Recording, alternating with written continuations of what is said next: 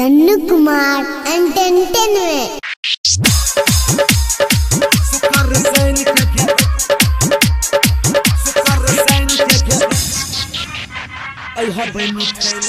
कंचन इब्राहिमपुर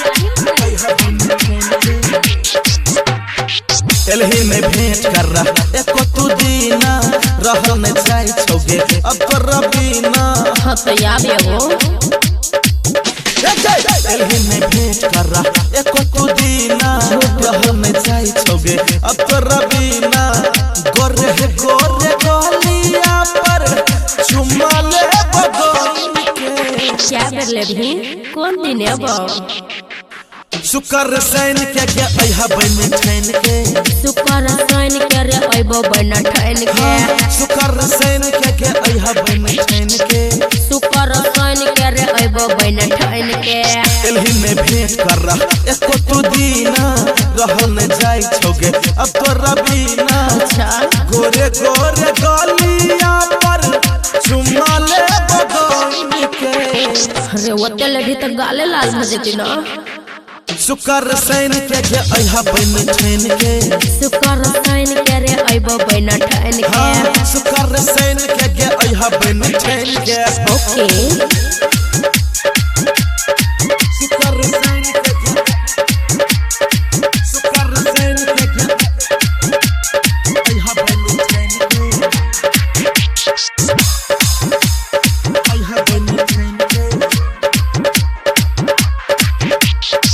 शुक्र सैन के अइहा बन ठैन के कंचन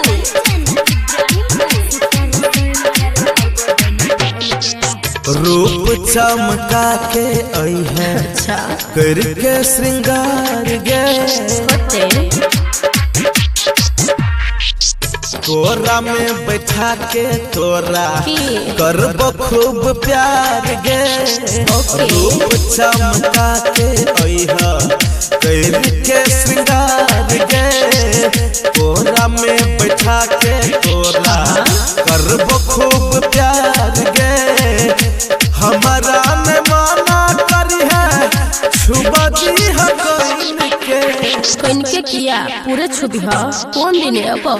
शुक्र सैन के अइहा बन ठैन के शुक्र सैन के रे अइबो बन ठैन के शुक्र सैन के अइहा बन ठैन के हाँ तो ये बोला